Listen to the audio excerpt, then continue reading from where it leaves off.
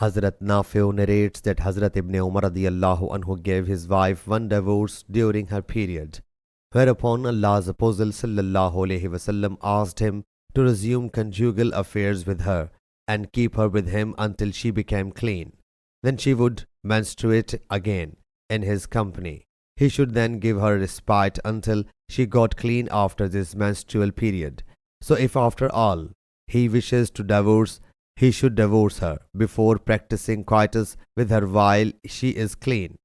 So this is the period during which Allah Jalla Jalaluhu has commanded to give divorce.